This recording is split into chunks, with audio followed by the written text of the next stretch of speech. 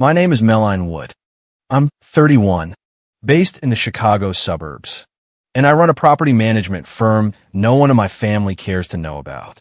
To them, I'm between jobs, the invisible one, the girl who didn't go into law or finance like the rest of the Woods. But what they didn't know, that Friday night, I held all the cards.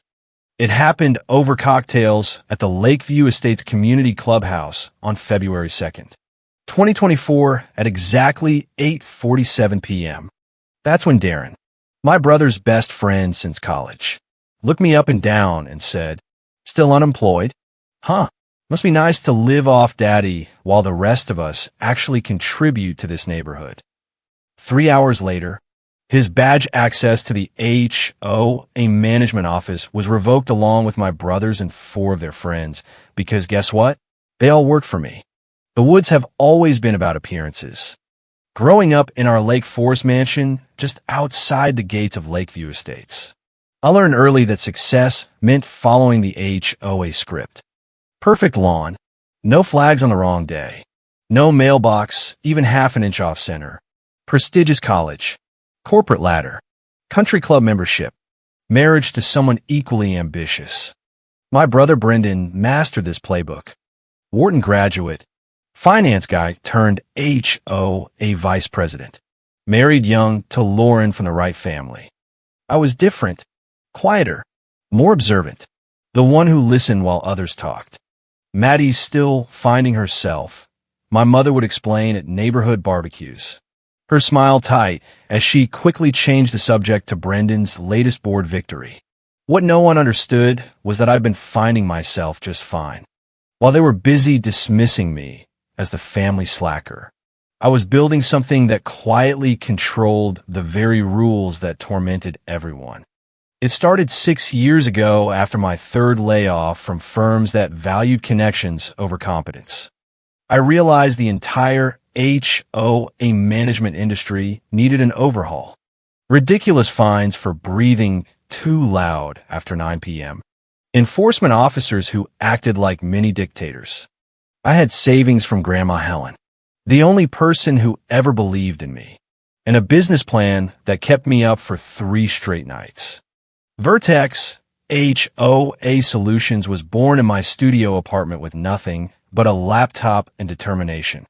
The name was intentionally nondescript, corporate enough to blend in, just like me. The first year was brutal. 18-hour days, ramen dinners, and cold calls to neighborhood associations that led nowhere. But I had one advantage. I understood people, really understood them, their insecurities, ambitions, what they said versus what they meant. When you grow up invisible in a community obsessed with appearances, you become an excellent observer. By year 2, we landed our first major contract, a small subdivision needing someone to actually handle maintenance without turning every complaint into a power trip. By year 3, we had an office with 6 employees right here in Lakeview Estates. Throughout it all, family dinners remained exercises in humiliation. June 2020 was particularly memorable. Grandma Helen had left each grandchild $20,000. Brendan borrowed $15,000 of my share for wedding debt, promising to pay it back. He never did. When I mentioned it months later, my father said he needed it more. "You're just covering rent on that shoebox apartment." Well, they didn't know. I had just signed a lease on our first real office space inside the community center. October 2021 at my mother's birthday dinner. Brendan is carrying this family's name. "You're still figuring it out." She said this while wearing diamond earrings I had bought her, which she assumed came from my father. Easter brunch, April 2022. My cousin joked, "Maddie's job is finding jobs she never keeps." Everyone laughed. No one defended me. I slipped away to take a call from a major subdivision that had just signed a $470,000 contract with us. Then came December 2022. Vertex had grown enough that we acquired a smaller firm, Hamilton HOA Services. I kept my ownership private, working through shell companies and LLCs. My name nowhere to be found on public documents. Imagine my surprise when Brendan's message lit up the family group chat. Just got our whole crew into Vertex. Huge win for the board. I nearly dropped my phone. Brendan, my brother, was among the employees we'd acquired along with Darren and their entire friend group from business school. For a moment, I considered telling them. Then I remembered every dismissive comment, every eye roll, every time they spoke over me at HOA meetings, and I decided to wait. For the next year, I watched from a distance. Brendan and Darren were mediocre performers at best. They landed roles through connections, not talent, and their work reflected it. HR complaints accumulated, inappropriate comments to female staff, missed deadlines on landscaping contracts, taking credit for other people's fixes while the neighborhood suffered. They loved issuing fines, especially petty ones, because it made them feel powerful. Still, I said nothing. At family gatherings and community events, I remained unemployed, Maddie. Even as my company grew to 36 employees with $1.7 million in profit. Karen Blakely, the HOA president, loved parading them around as her reliable local team. She'd pat Brendan on the back at every meeting and sneer at me across the room. Some people just don't understand community standards. Brendan's 35th birthday dinner was held at the Lakeview Estates Clubhouse on January 27th, 2024. The private room was filled with about 35 people, board members. Lauren, our parents, mutual friends from college, everyone who mattered in his perfect little world. I sat quietly at the end of the table, picking at my salmon while conversation flowed around me. Dad was telling everyone about Brendan's first stock portfolio at 16. Mom was showing photos of Lauren's bridal shower. That's when Darren, 3 whiskeys in, clinked his glass. The room quieted. Since we're all sharing Brendan's stories, he grinned. Remember when he got us all jobs at Vertex? Talk about connections. He turned to me, eyes gleaming with malice. Maybe Maddie can update her LinkedIn profile as professional freeloader. The room erupted in laughter. My wine glass trembled in my hand. My mother giggled behind her napkin. My father muttered something about me needing to toughen up. Karen Blakely, sitting like royalty at the head table, raised her glass with a smug smile. Some people just aren't cut out for real responsibility in this community. Only one person at the table, Jake Leland, a new hire at Vertex with kind eyes and a reputation for exceptional work, glanced at me with confusion and concern. He knew. Somehow he knew. I didn't say a word. I just smiled and took another bite of salmon. But inside, something clicked. I wasn't going to sit quietly anymore. They'd underestimated the wrong woman. The next morning, I called my lawyer at Whitfield Legal Group. Miranda, I need termination paperwork prepared for 6 employees. I listed the names, including Brendan and Darren. Any specific reason? MS. What? Poor performance. Documented HR complaints, and creating a hostile work environment. Send me everything you have. By that afternoon, I had thick files of evidence. Darren's inappropriate comments to female colleagues. Brendan taking credit for a project Jake had completed. Both of them consistently missing targets while boasting about connections and issuing bogus fines to settle personal grudges. I scheduled the terminations for Friday, February 2nd, 3 days before Brendan's engagement party. That evening, I called Jake Leland. I saw your face at dinner yesterday, I said. You know, don't you? A pause. I suspected the shell company structure is clever, but I handled the due diligence when my previous firm was acquired by Hamilton, which was then acquired by MW Syndicate Holdings. And you never said anything? Not my place to reveal someone else's strategy. Miss Wood, I like him instantly. I need someone I can trust. How would you feel about a promotion to team lead? I'd be honored, but may I ask what's happening? Justice. Finally, Friday arrived. I worked remotely as usual. No one at Vertex questioned why the mysterious owner preferred email communication. At precisely 11 a.m., I sent the instruction to HR. Send all notices now. No delay. Attach performance reports and severance clauses. Then I waited, phone in hand, for the inevitable. 10:57 a.m. Text from Jake. In position. Team is with me. 11:02 a.m. Notification that all termination emails were delivered. 11:07 a.m. First phone call from Brendan. I declined. 11:08 a.m. Call from Darren. Declined. 11:09 a.m. Call from my father. Declined. 11:13 a.m. Text from Brendan. WTF is happening. Someone's hacked the company email. 11:17 a.m. Text from Darren. This is BS. Who the hell runs this place anyway? I smiled and turned off my phone. Tomorrow was the engagement party, and I had a black dress to prepare.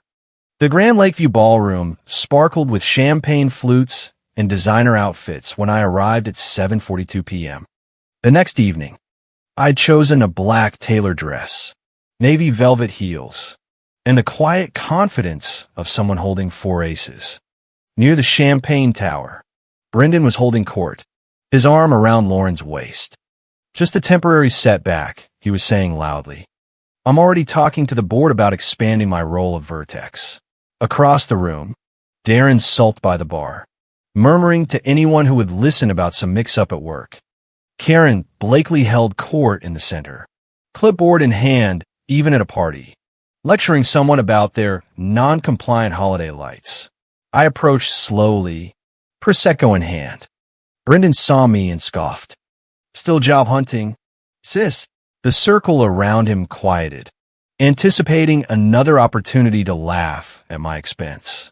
Karen leaned in with that fake sweet smile. Maddie, darling, maybe it's time you finally contributed something to this community instead of just collecting fines. I set my drink down carefully on a nearby table. Actually, I came to let you know you're no longer employed as of last night. His smirk faltered. What the hell are you talking about? You work for Vertex HOA Solutions. I looked him directly in the eyes. I own it. The silence was absolute. Lauren's champagne flute slipped from her fingers, shattering on the marble floor. That's impossible, Brendan whispered. MW Syndicate Holdings. MW. Melline Wood. I smiled thinly. Check your termination paperwork. My mother pushed through the crowd. Melline? Surely this is a joke. I've never been more serious in my life. My father appeared behind her. Why didn't you ever say? Because you never asked. My voice was steady, and I was tired of explaining my worth to people who preferred me silent. Karen Blakely's face turned an impressive shade of purple. This is outrageous. The board will not stand for this kind of sabotage. We hired Vertex because we trusted local talent. I turned to her slowly. You hired Vertex because you wanted your friends in charge of handing out fines. Too bad the owner you never bothered to research decided those friends weren't worth keeping.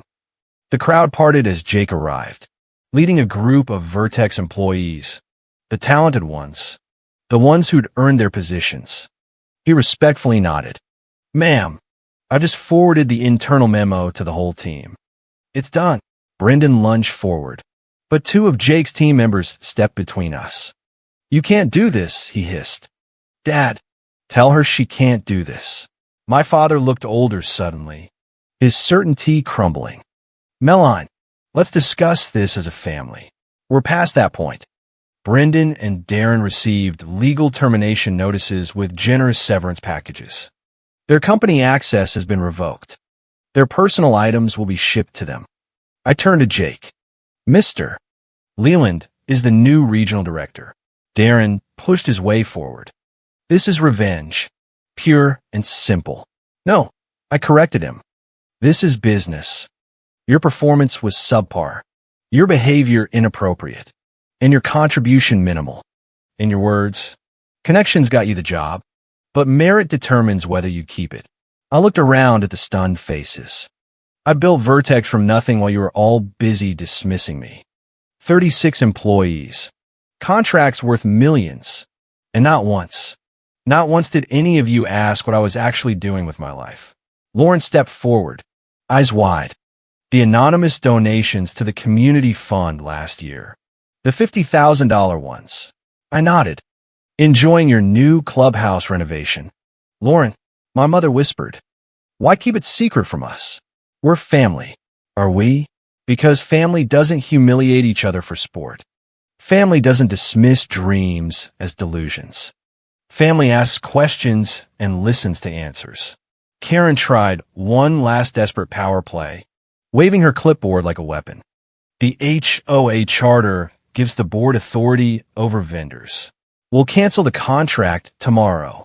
I laughed softly, the sound carrying across the ballroom. You can try. But the charter also says the management company can terminate with 30 days notice if the board creates a hostile environment. And after the way you've all used my employees to settle personal scores with half the neighborhood, I think the community might enjoy a little transparency. The crowd murmured. Someone even clapped. Karen's mouth opened and closed like a fish gasping for air. Her legendary control slipping away in real time. It was beautiful.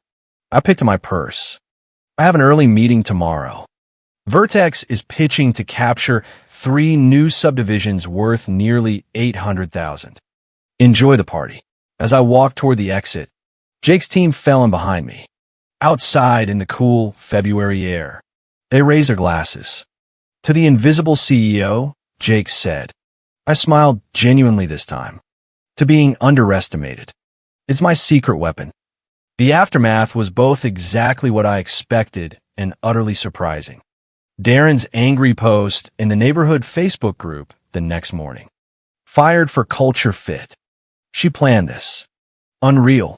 It went viral in the worst possible way when 3 former female colleagues responded with screenshots of his inappropriate messages. Brendan and Lauren postponed their wedding indefinitely. According to my cousin, the only family member I still spoke to, they were reevaluating their partnership goals. My mother tried organizing a family Zoom call to clear the air. I didn't attend.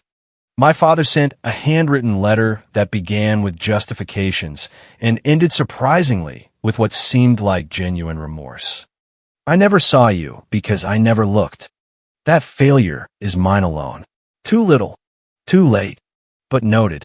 Karen Blakely called an emergency board meeting that week, screaming about corporate sabotage and threatening lawsuits. The community showed up in force.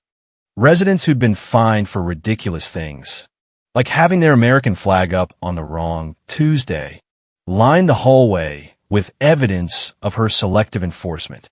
When the vote came to review the management contract, the board lost 7-1.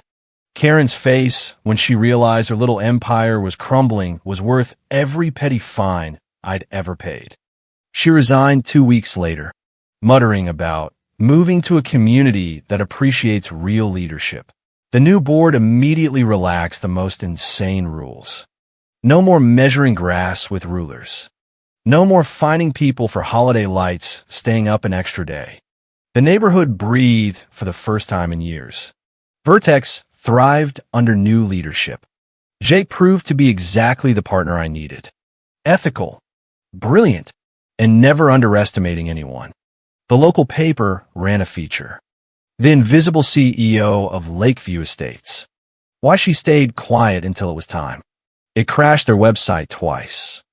3 months after the engagement party revelation, I bought a lakeside home in Evanston with cash, $2 million, and donated $25,000 to a nonprofit for women starting property management businesses. I invited only one family member to the housewarming, Grandma Helen's sister, Aunt Patricia, who had always asked real questions about my life. She raised her glass and said, Helen will be so damn proud. Maybe someday I'll reconcile with my parents. Maybe Brendan will grow from this experience. Maybe not, but I'm no longer waiting for their approval or living in their shadow. The invisible girl built an empire while they weren't looking. And now, finally, everyone can see. 5 years have passed since that night at the Grand Lakeview Ballroom. Vertex has grown beyond what even I imagined possible. Offices in 4 cities, a staff of over 100, and annual revenues exceeding $12 million. The family dynamics have shifted in ways both predictable and surprising. My father retired early from his law practice after a minor heart attack 2 years ago. He sends me articles about women entrepreneurs with short notes. Reminded me of you. It's something. My mother still struggles with the narrative disruption. At her country club, she vacillates between bragging about my success and lamenting that I'm married to my work. I see her for lunch every other month. We stick to safe topics. Brendan took the hardest fall. After his termination from Vertex, he struggled to find equivalent work. His reputation was tarnished not by my actions, but by his own documented behavior. Eventually, he moved to Seattle and started over at a smaller firm. We exchanged birthday texts.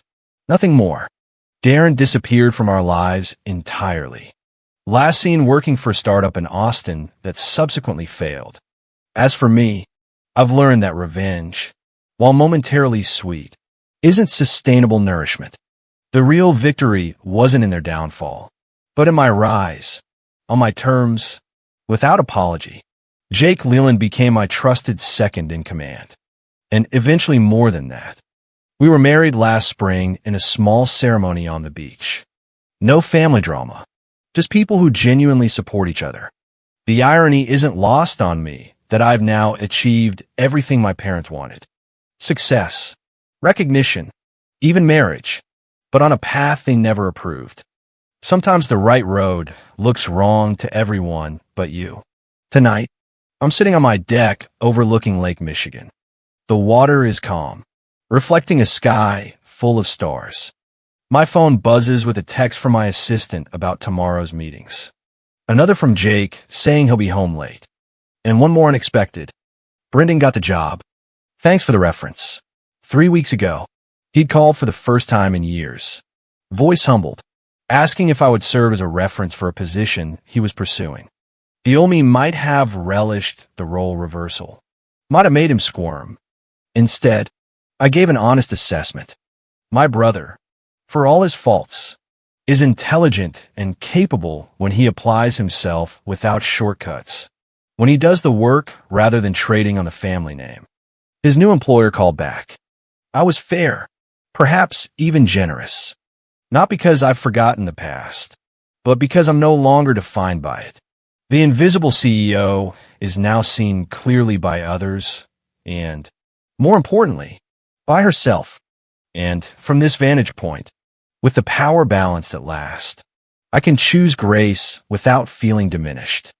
That might be the sweetest revenge of all. The quarterly family dinner was my mother's idea.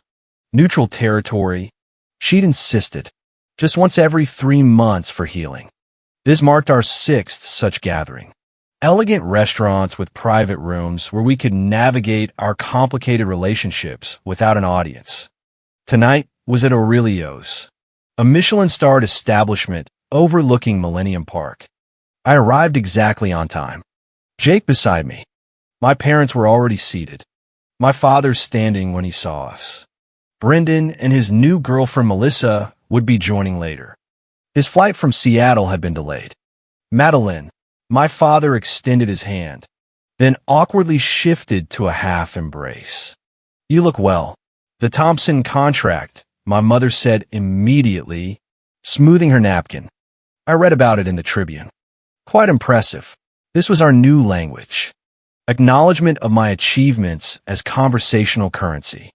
No longer invisible, but not quite seen as a complete person either. Progress, if imperfect. Jake squeezed my hand under the table as we sat. He understood the complexity of these dinners, the unspoken tensions, the careful dance around certain topics, the effort required from all parties. How's retirement treating you? Richard, he asked my father, expertly shifting focus. As they discussed golf handicaps and volunteer work, I studied my mother across the table. She looked older, more fragile somehow, still elegantly dressed, still perfectly composed. but the certainty had gone out of her.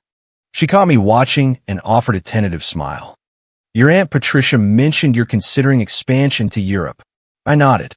London first, then possibly Frankfurt.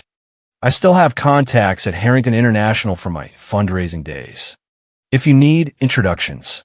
This was new, her offering connections rather than questioning my capabilities. I might take you up on that, I said. The sommelier arrived with wine as he described vintages and regions. I felt my phone vibrate. A quick glance showed a message from our operations director. Bloomberg wants to interview you about the Thompson deal. Tuesday at 10. 5 years ago, I would have hidden such messages from my family, convinced they'd diminish the achievement. Now, I simply texted back, confirmed, and returned to the conversation. Bloomberg, my mother asked. Noticing. Interview request. I slipped my phone away. About a recent acquisition. She nodded, and I saw something flash across her face. Pride, perhaps, or resignation to the new order. The appetizers arrived just as Brendan and Melissa entered. My brother looked different, leaner, less polished somehow. Seattle had stripped away some of his Chicago sheen. The designer suits replaced by quality basics. The artificial confidence by something more grounded. Sorry we're late, he said, kissing our mother's cheek before turning to me. Maddie, Jake, a nod. Respectful if not warm. Melissa was a surprise. A professor of environmental science with quick eyes and no apparent interest in the family dynamics. She asked intelligent questions about Vertex's sustainability initiatives while Brendan settled into conversation with our father. Halfway through the main course, my brother cleared his throat. I have some news. All eyes turned to him. I've been offered a partnership track. Our parents beamed. My mother reached for his hand. That's wonderful. Congratulations, I said, meaning it. You've earned it. His eyes met mine, acknowledging the emphasis on earned. Thanks. It's been illuminating to start over, to build without shortcuts. The subtext wasn't lost on anyone at the table. Both my children, my father said, lifting his glass, succeeding on their own terms. Was it my imagination? Or did he glance at me with particular emphasis on those last words? As dessert was served, the conversation drifted to safer topics. Melissa's research, Jake's charity work, my parents' planned trip to Portugal. The atmosphere wasn't exactly relaxed, but it was civil, even pleasant in moments. Walking out afterward, my mother held back, letting the others move ahead. Meline, she said quietly, I've been meaning to ask, would you consider?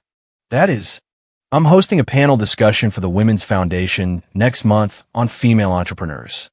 Would you speak? I studied her face, looking for the angle, the hidden agenda.